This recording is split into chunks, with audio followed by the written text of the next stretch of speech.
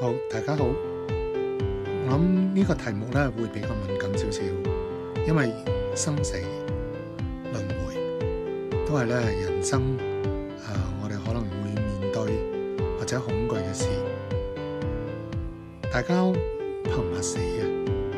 驚唔驚面對死亡？死亡其實唔係好可怕啫，因為杜麗斯訪南有本書叫《生死之間》，講得好清楚明白。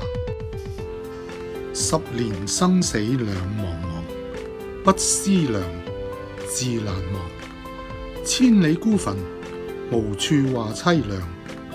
縱使相逢應不識，塵滿面，鬢如霜。夜來幽夢，忽還鄉。小軒窗，靜疏妝。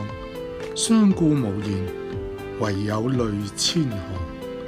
料得年年腸斷處，明月夜，斷松岡。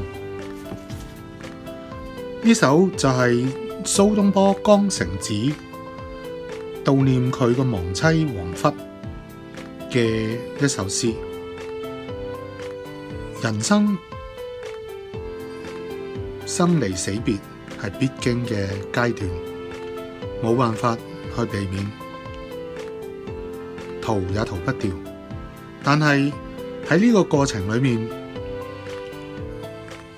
人死如燈滅啦，亦還是當我哋穿越去到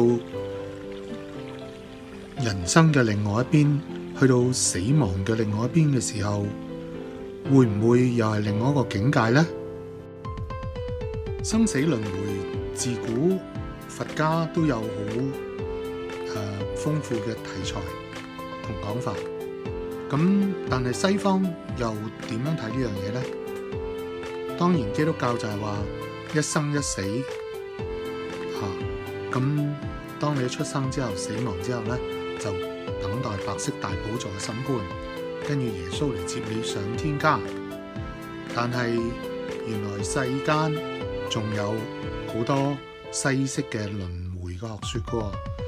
喺杜麗斯訪南，即係 Dolores Cannon， 佢寫咗一本書叫做 Life After Death， 或者 Life Between Death 啦，我唔記得種英文書，但係中文名就叫生死之間。生死之間就係探討喺催眠嘅前世回溯嘅情況之下咧，當我哋去穿越好幾個我哋嘅前世今生，我哋會發現今生嘅好多問題咧，原來都係同前世帶落嚟嘅一啲業力有關嘅。咁聖經裏面咧都會有一句說話咧，就話我竟成了一台戲咧，被呢個天使與眾人咧觀看。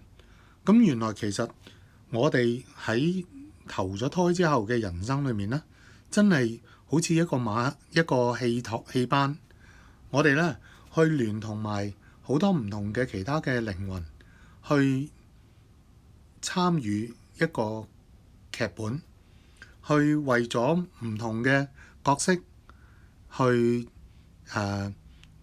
成就佢哋嘅功課。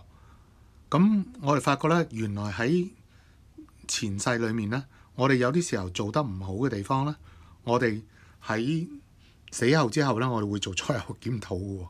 咁我哋咧就會去睇翻究竟出咗咩問題，我點樣可以做得更加好咧？於是乎喺重新再投胎嘅時候咧，我哋就重新抹去咗我哋嘅知識，但係咧我哋重新去學習呢一個新嘅功課。咁我哋都會同好多以前嘅相熟嘅靈魂一齊咧，我哋去重新去學習。